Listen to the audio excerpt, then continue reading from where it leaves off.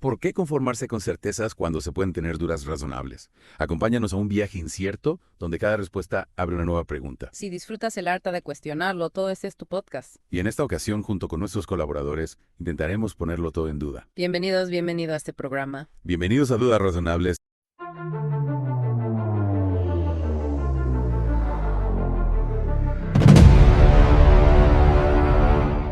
¿Quién no ha soñado alguna vez con tener una memoria fotográfica? Imagínate poder recordar cada detalle de un libro o cada rostro en una multitud. Sería como tener una cámara en la mente. Es una idea fascinante, ¿verdad? Totalmente. Y personajes como Sherlock Holmes o Rain Man han contribuido a esa fascinación. Sin duda, esas figuras han alimentado el mito de la memoria infalible. Exacto. Y precisamente hoy vamos a profundizar en un texto que analiza este concepto desde una perspectiva científica. La idea es explorar si realmente existe esa memoria fotográfica o si se trata de un mito que hemos ido construyendo a lo largo del tiempo. ¿Qué te parece? Me parece genial. De hecho, me preguntaba, ¿de dónde surge esta idea de la memoria fotográfica? ¿Es un concepto moderno o tiene raíces más antiguas? Bueno, el mito se ha ido forjando a lo largo de la historia. Ha encontrado inspiración en la literatura, la psicología e incluso en la cultura popular. Entiendo. Figuras como Sherlock Holmes, con esa capacidad de recordar cada detalle de una escena del crimen, han contribuido a idealizar este tipo de memoria. Claro, ese detective brillante, con una memoria prodigiosa, que no ha querido ser como él alguna vez. Exacto. Y hablando de ejemplos que alimentan el mito, ¿recuerdas el caso de S? Ese individuo estudiado por Alexander Luria que aparentemente podía recordar cualquier cosa con una precisión asombrosa. Ah, sí. Es un caso que se ha utilizado para apoyar la idea de que la memoria fotográfica es real. Sí, pero como veremos más adelante, incluso esos casos tienen explicaciones que van más allá de una simple fotografía mental. La memoria humana es mucho más compleja. Entonces, si no es tan simple como imaginamos, ¿cómo funciona realmente nuestra memoria? El texto menciona varios tipos, ¿verdad? Sí, menciona varios. Empecemos por la memoria sensorial, la más breve de todas. Ah, Esta se encarga de capturar esas primeras impresiones que recibimos a través de los sentidos, como una imagen fugaz o un sonido que desaparece rápidamente. ya veo. Luego tenemos la memoria a corto plazo. Esta retiene información durante unos segundos o minutos, como cuando intentamos recordar un número de teléfono antes de anotarlo. Claro, como cuando te dicen un número y lo repites mentalmente hasta poder escribir. Exactamente. Y finalmente tenemos la memoria a largo plazo, la encargada de guardar nuestros recuerdos, experiencias e información a lo largo de los años. Lo que nos permite recordar nuestra infancia, los viajes que hemos hecho, las personas que hemos conocido. Efectivamente. Pero aquí hay un punto fundamental. La memoria a largo plazo no es un archivo perfecto. ¿A qué te refieres? Me refiero a que no guarda una copia exacta de la realidad, sino que reconstruye los eventos basándose en fragmentos, sensaciones e incluso emociones. Interesante. ¿Y eso qué implica? Bueno, implica que esa reconstrucción puede verse alterada con el tiempo. Nuestras expectativas o incluso nueva información que recibimos después de un evento pueden influir en cómo lo recordamos. Entiendo. Entonces, por eso a veces los recuerdos de un mismo evento pueden variar de una persona a otra. Exactamente. Cada uno lo ha vivido e interpretado de una manera diferente. Claro, tiene sentido. Y es a esto a lo que se refiere el texto, cuando habla de la diferencia entre memoria idética y memoria fotográfica. Sí, a eso mismo. La memoria idética que se observa en algunos niños permite retener imágenes con gran detalle durante un corto periodo de tiempo. Como una especie de fotografía mental. Podríamos decirlo así, pero no se trata de una reproducción exacta ni permanente. Es como una imagen que se desvanece rápidamente. Ya veo. Y en cuanto a la memoria fotográfica, la que realmente nos intriga, ¿qué nos dice la ciencia al respecto? Bueno, esa capacidad de recordar escenas o textos con la precisión de una fotografía sin ningún tipo de distorsión sigue siendo un enigma. A día de hoy no existe evidencia científica concluyente que respalde su existencia en adultos. ¿En serio? Entonces todos esos casos famosos de personas con una memoria prodigiosa son solo exageraciones. En muchos casos sí. Pero, ¿cómo se explican esas habilidades? Recuerdo haber leído sobre personas capaces de memorizar libros enteros o recordar secuencias de cartas, con una facilidad increíble. El texto analiza algunos ejemplos concretos como el de S que mencionábamos antes. Su memoria era excepcional sin duda, pero no se debía a una capacidad fotográfica, sino a un uso magistral de la sinestesia y las asociaciones. La sinestesia. Sí, la sinestesia es un fenómeno neurológico en el que la estimulación de un sentido provoca una experiencia sensorial en otro sentido. O sea que, por ejemplo, al escuchar una palabra es, podía haber un color o sentir un sabor asociado a esa palabra. Exactamente.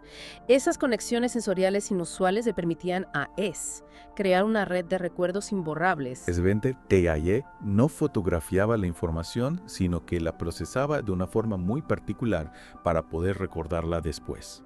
Así es. Su mente tejía una red de conexiones en lugar de limitarse a capturar una imagen estática. Y esto nos lleva a otro ejemplo famoso, Kim Peek, el verdadero Rain Man. Así. Recuerdo haber visto la película Peek, tenía una capacidad increíble para recordar información de miles de libros, ¿verdad?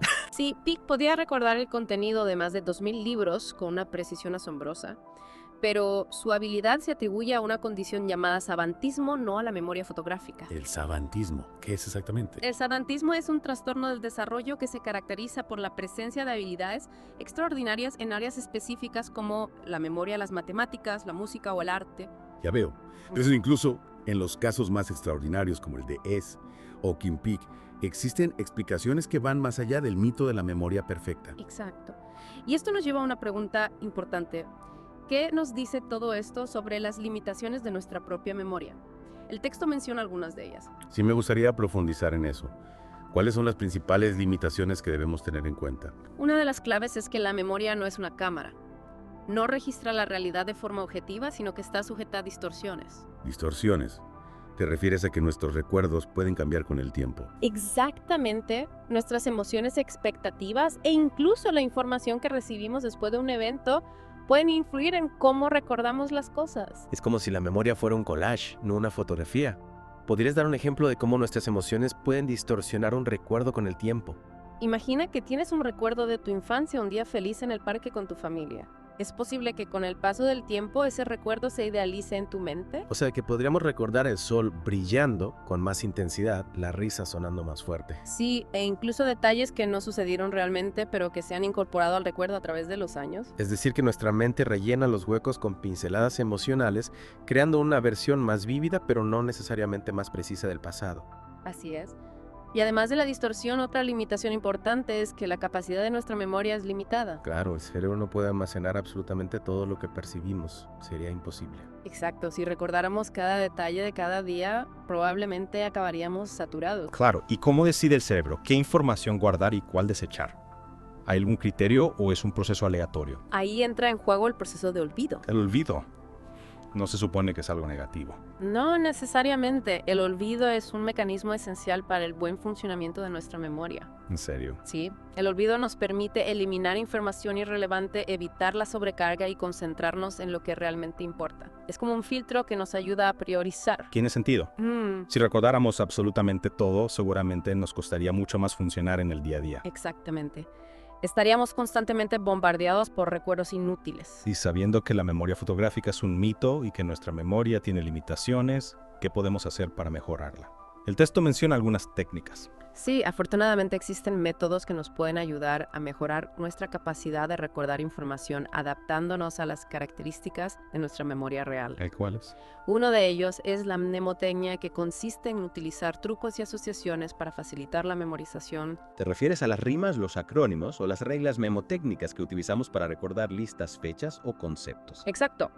Al crear conexiones inusuales o divertidas, facilitamos que la información se fije en nuestra memoria. Interesante.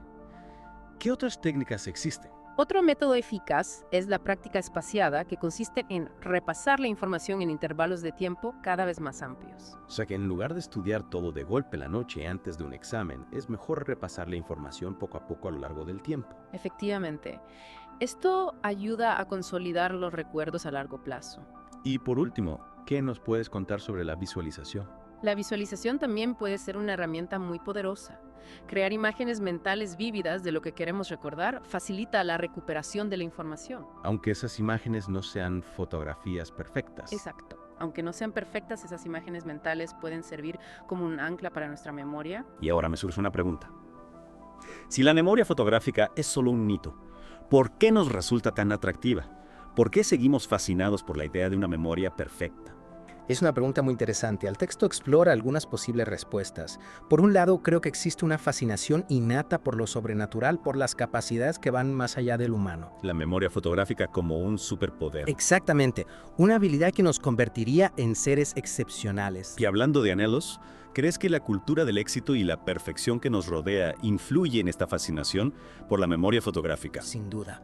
Vivimos en una sociedad que nos exige ser los mejores, alcanzar la excelencia en todos los ámbitos. Y en ese contexto, la memoria fotográfica se ve como una herramienta para lograr el éxito. Exacto.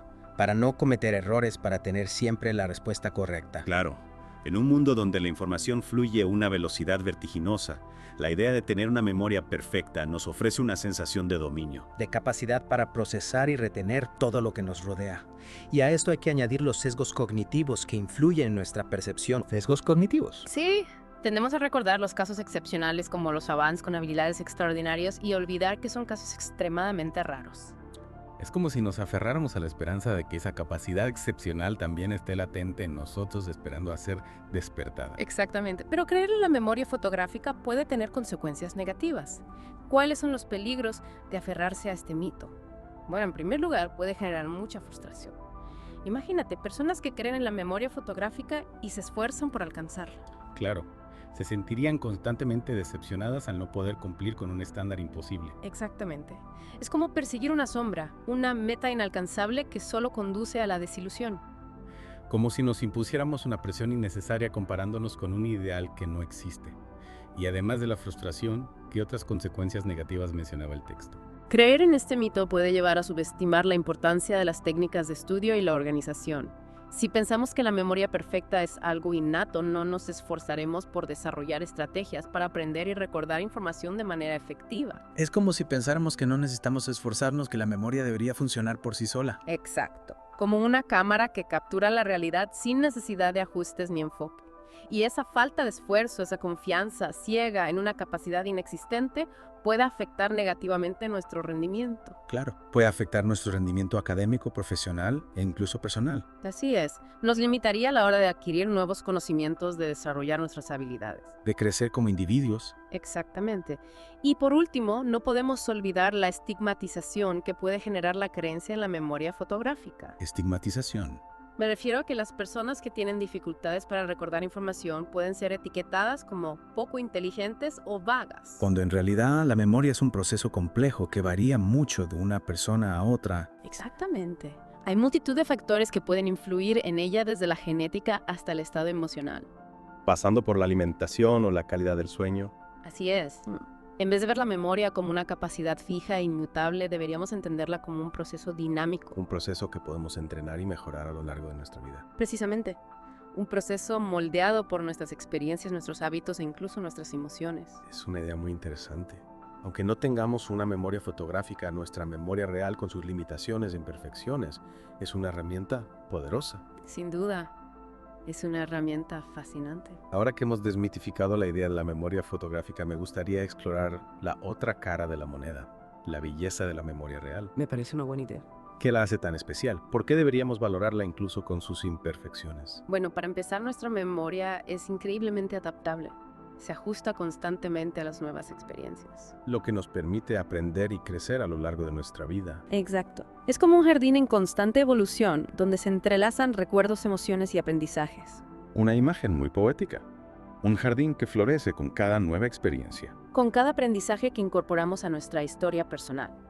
Y además de su capacidad de adaptación, otro aspecto fundamental es su profunda conexión con nuestras emociones. Ahí está la clave. Los recuerdos no son simples datos almacenados en nuestro cerebro. No, los recuerdos están imbuidos de sentimientos, sensaciones y significados que los hacen únicos y personales. Es a través de la memoria que revivimos momentos felices, lloramos pérdidas irreparables y aprendemos de nuestros errores. Efectivamente.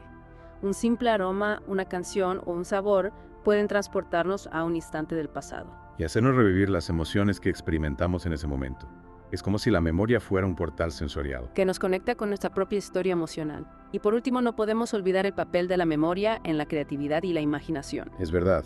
Al no ser una copia exacta de la realidad, nuestra memoria nos permite reconstruir el pasado, reinterpretar nuestras experiencias. Y crear nuevas ideas a partir de los fragmentos que hemos almacenado. Es a través de la memoria que damos forma a nuestra identidad, que encontramos inspiración para el arte, la literatura o la ciencia. Exactamente. La imperfección de nuestra memoria, en cierto modo, es lo que la hace tan rica y fascinante. Lejos de ser una limitación, se convierte en un motor de creatividad. En una fuente inagotable de nuevas posibilidades. La memoria humana, con sus luces y sombras, es una parte fundamental de lo que nos hace humanos. Nos define como individuos, nos conecta con nuestro pasado y nos impulsa hacia el futuro. Es una reflexión muy inspiradora y creo que un buen punto de partida para que nuestros oyentes reflexionen sobre su propia memoria. ¿Cómo ha moldeado tu memoria tus experiencias y quién eres hoy? ¿Qué aspectos de la memoria te intrigan más? Te invitamos a compartir tus reflexiones con nosotros. Y recuerda, la memoria no es solo una cuestión de recordar el pasado, sino también de construir el futuro. Cada nuevo aprendizaje, cada experiencia que vivimos, se convierte en una semilla que plantamos en el jardín de nuestra memoria. Una semilla que con el tiempo dará frutos que enriquecerán nuestra vida. Con esta invitación a la reflexión demos por concluida nuestra inmersión en el fascinante mundo de la memoria. Esperamos que este viaje os haya ayudado a comprender mejor cómo funciona realmente este proceso tan complejo y a desmitificar la idea de la memoria fotográfica. Recordad que aunque no tengamos una memoria perfecta, nuestra capacidad de recordar, aprender y evocar el pasado es un don extraordinario. Un don que nos define como seres humanos y nos permite construir nuestra identidad, nuestras relaciones y nuestro conocimiento del mundo. Hasta la próxima. Si te ha gustado este episodio, dale like, síguenos y comparte la duda. Porque cuestionar es el primer paso para entender. Te esperamos en el próximo episodio de Dudas Razonables. Esperamos que se hayan disipado todas.